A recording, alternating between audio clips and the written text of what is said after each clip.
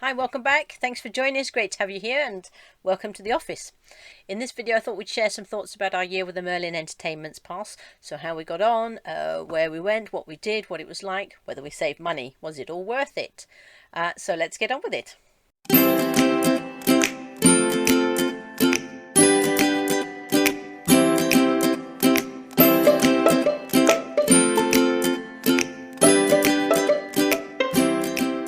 So to set the context, we went for premium passes, which at the time were only available to be paid for in one lump sum when you take them out.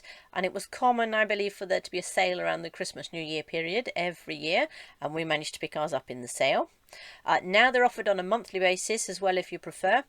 And we ended up buying ours in early January before the sale had ended. Luckily the dates had been advertised, which was really helpful.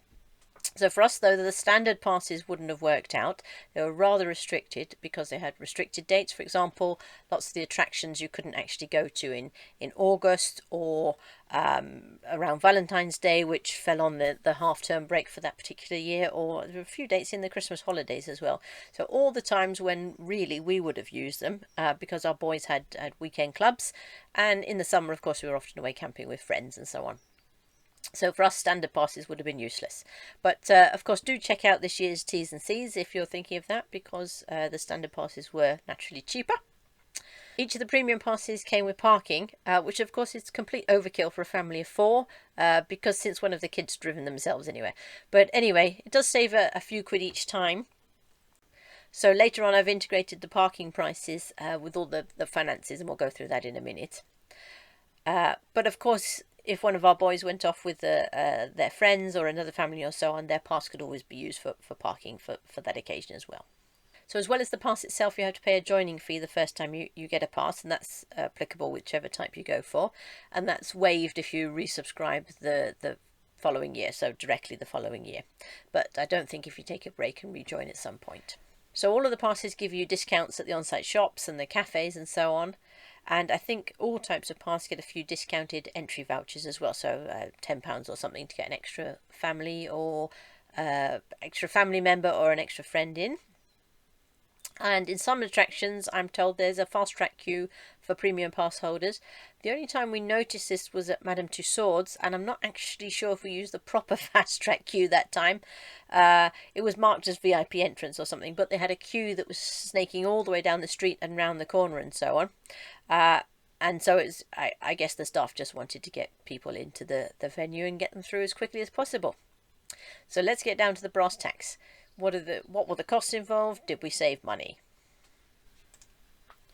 Okay, so all the prices I'm going to share are current now when I'm recording the video, so that's February 2019, rather than the prices we actually paid. Okie dokie, here we go. So here's the prices for the annual passes, £189 per person if you're buying at least 3 passes. So for us four, that's a total of £756. And you can see the difference between standard and premium passes highlighted here. Be particularly careful to check out the date restrictions on the standard passes. I put the trips that we did into the savings calculator, and it said we had saved £431.86. But of course that savings calculator is using the walk up on the door price rather than the cheapest one that you can get beforehand and online. Or there's a pay monthly option, so £11.99 per month plus a £34.99 joining fee, all per person of course. So £11.99 a month times 4 people times 12 months comes to a grand total of £575.52 plus 4 lots of the £34.99, giving a grand total of £139.96.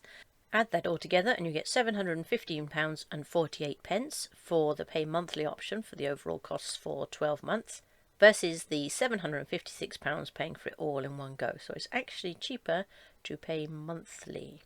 But then of course you're signing up to pay monthly for at least 12 months, and it's up to you to cancel it, I assume, if that's what you wish to do. So let's see with these pass prices whether that is an actual saving. So let's see what we could have done had we pre-booked online. And let's go on to the individual websites to see what we can see. First off, Madame Tussauds. So looking up through their standard pricing here, let's pick a random date at which we might go. Let's go for the 22nd of February. And we'll put all the London ones on that date.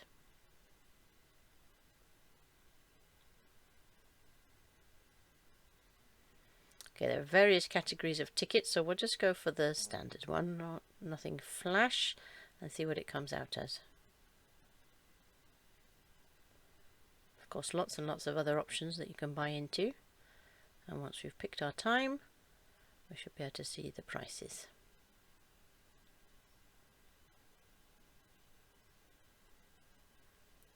So £118 this time for this particular date. There is a little bit of different pricing per day, but obviously it's more if you book on the day itself. Okay, now next let's get the price for Shrek's Adventure, see what that comes out as. So we'll stick with the same date, the 22nd of February. That's Worldwide Thinking Day for the Guide and Scout movement, but I don't think there's anything significant on that would cause them to increase their prices. It's a week after Valentine's Day after all. So 2 adults and 2 children again here. And no thanks to all the optional extras or the fast entries or that sort of thing. And £68 for Shrek's Adventure.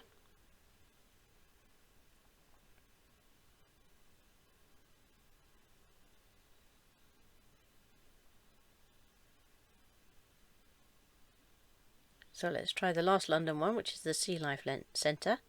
And then, as you'll have seen, there are options to add different London attractions. So we'll put that all together at the end.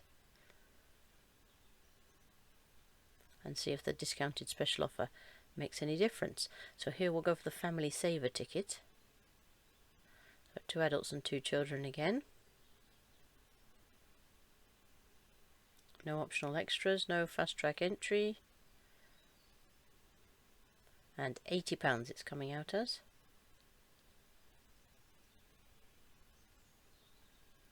Now, when I did this preparing for the video, before I did this screen grab, Madame Tussauds actually came out at 110. So the mathematics later on are going to be a little bit odd. But anyway, let's go back to the Madame Tussauds website, because that's the site, that's the attraction that we would have gone to first, and see if we can buy one of these combined tickets. So there'll be Madame Tussauds plus Shrek plus the London Sea Life Centre.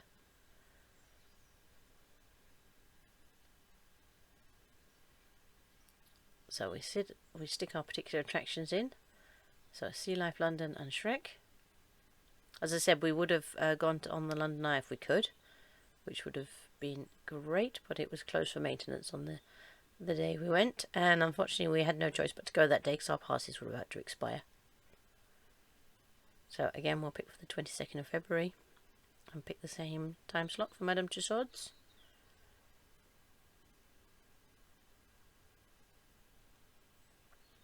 And £216 is the total for the 3 London attractions.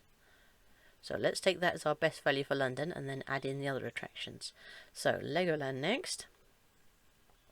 We did 2 trips here, so it's 2 adults and 2 kids the first time and 1 adult and 2 kids the second time.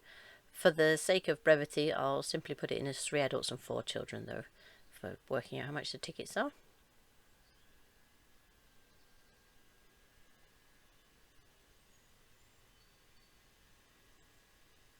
There we are, so 2 adults, 2 children, not that it makes any difference to the pricing, but presumably it helps them to know who's where.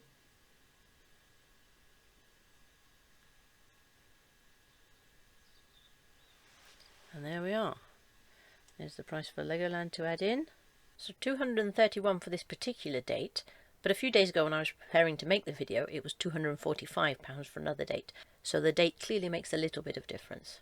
Let's see if we can find out about parking though, because this is cheaper if you prepay as well.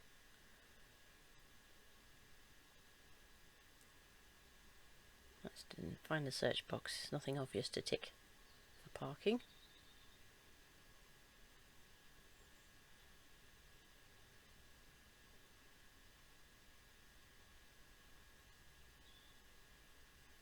Okay, there we are. Car parking information, Legoland.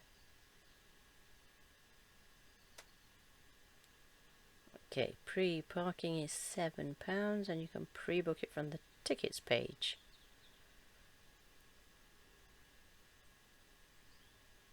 And there we are. So standard parking £7 or priority parking £13.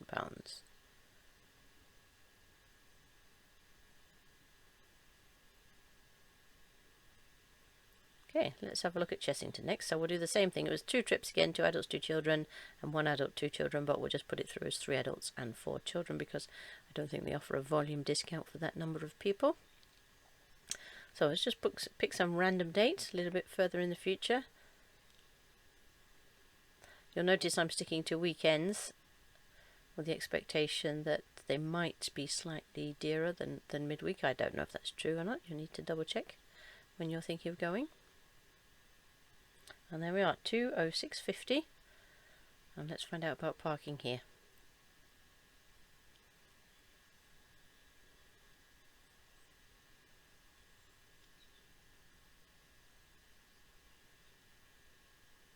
Okay, here we are. Parking. Standard parking £4, express parking £10.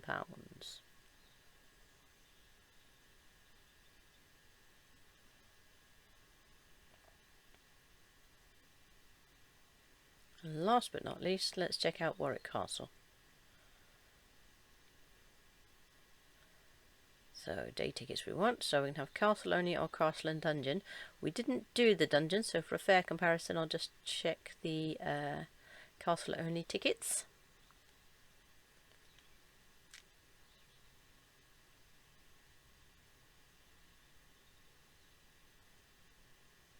So again, just picking a random date. We'll go for much later in the year so that these things are realistically spread out. So a 1-day castle only ticket, 2 adults, 2 children.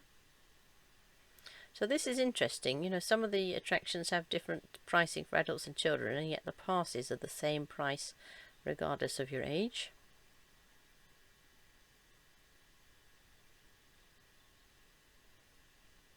Let's see if we can find out about parking. Right, where's the search button box?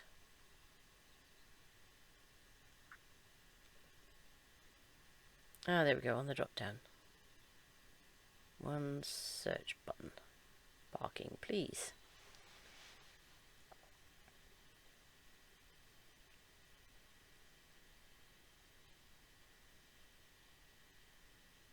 Okay, directions and parking. Da, da, da. Okay, drop off for people with limited mobility. Da, da, da, da, da.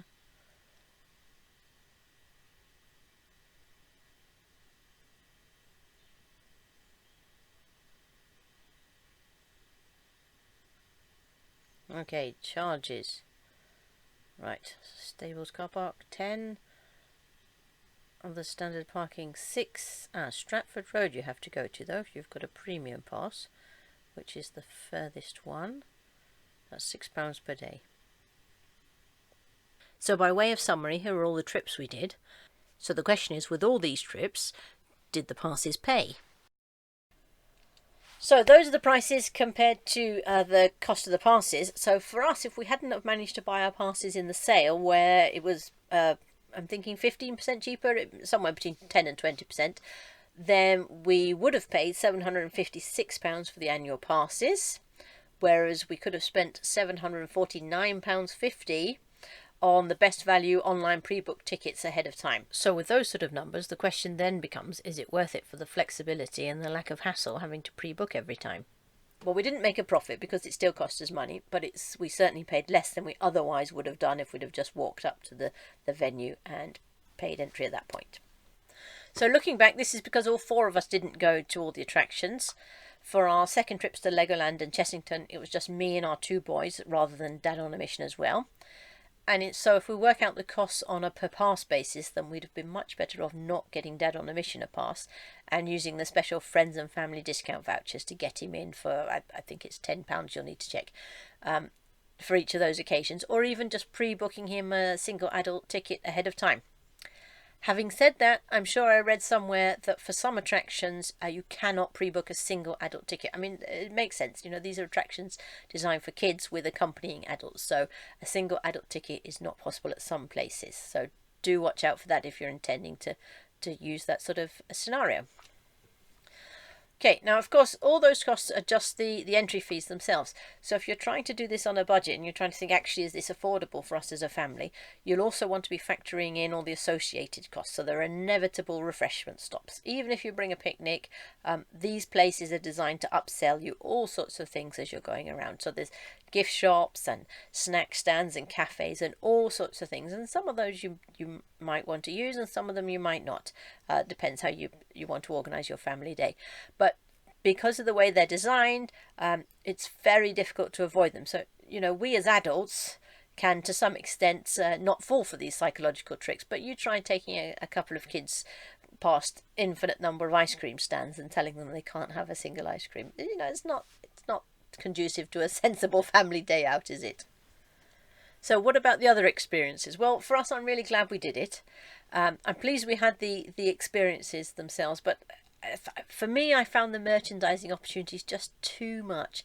It felt like, rather than being a valued customer being given an experience, it felt like you were being, it's too mean to say wrung dry for every bit of cash that you've got, but it just felt that you were a cash cow, perhaps I should say, but that all sounds a bit strong. I didn't like all the merchandising everywhere. They were trying to upsell everything. It didn't lead to a very relaxing environment, I thought. Anyway, not only that, but the queues drove me absolutely bonkers because the day was so inefficient. I think we would have had a far better time if the queues had been far more sensible. Now, obviously, we were going in school holiday time. We were going midweek, especially with these second trips into Legoland and Chessington. So I don't see that we could have gone at any quieter times other than going in the off-season when the weather was terrible. For the second trip to Legoland, I purposely took us on a rainy day in the hope that it would be much quieter and just packed all the hooded coats and so on. But we still had a lot of time queuing. So for most of the queues we went in, there were about 30 or 40 minutes per ride. And that's crazy. And it was really difficult for me, especially when I was on my own with the two boys, because of course we'd stop for a loo stop, for example, just before we got in a queue. But inevitably, with that amount of time, we get towards the front and the little one primarily would say, "Mummy, I need a wee." And, what do you do in that circumstance? Do you just tell him to hold it because we're about to get on the ride and then risk an accident in the queue or on the ride itself? Or, do you take him off to the loo? You can't leave the second child in the queue. They're far too young. So off you go to the queue, and you can bet your life that everybody's so fed up with queuing that nobody wants to hold your space for you, even if you could get back into the place you were in the queue with all the weaving around the fenced off queuing system.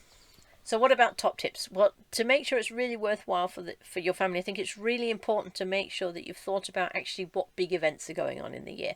So if the kids are into theatre, do they have any performances? If they're into sport, what big matches have they got? Actually, what time do you realistically have available? And do you have enough time available to go to all the parks that you'd want to go to get the best value out of the ticket for the year? So as I said, there's a calculator online, but it's a little bit misleading because, of course, they're using walk-up prices to calculate that. So actually, you want to go on and you want to find the prices for the days roughly when you'll visit and calculate it through yourself to see if it's worth it. So also think about whether all members of your party need a pass. In hindsight, we were foolish to get Dad on a mission a pass. His work schedule changed, which meant come the weekend he didn't want to be putting himself into the chaotic environment of a theme park. He just wanted to rest. So that meant we ended up, the boys and I, going in school holiday times for our second visits to various places. So be realistic about your own family schedule. Can you squeeze all of these things into 1 year, or are you better off spending a couple of years and going more slowly to the attractions and then just getting the best value ticket you can online ahead of time before you go for the day? The other thing to think about is making the most of the individual day itself.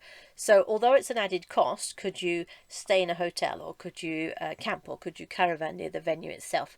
If you've got a pass, then you can do 2 half-day trips if you wanted to, or if you're, for example, camping very close, you can go first thing in the morning and then go on the rides you want to do, and then either have a long lunch break and go to some of the shows they put on, or perhaps go back to the tent or the caravan and then go back in the late afternoon and do some more of the rides. So that sort of strategy also works for non-pass holders, because some of these venues have places that you can stay. So some have camping villages, some have hotels. I think a lot of them have got this sort of thing integrated.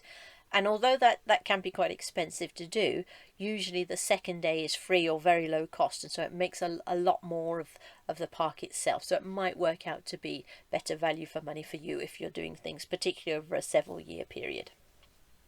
Alternatively, if you have a job that means you don't work during the school holidays, or you can take some time off with the kids, then of course you can go then in the hope that it's slightly quieter. We completely avoided weekends in the school holidays, so I can't say for sure. It was certainly very packed. And that brings me to my last tip, which is make absolutely sure you've got a plan before you arrive at the park itself. So download the map of the park, work out actually which rides you want to go to, work out perhaps even an order you want to go to them in, and then you can get there as soon as it opens and head straight for the rides you're interested in, the rides that you think will have the longest queues, and get those done before taking more of a rest until much later on in the day. Otherwise, by the time you've got in the park, you've worked out what's where, you've got yourself orientated with the different areas and the different rides, then the queues are going to be massive. So definitely have a plan before you arrive.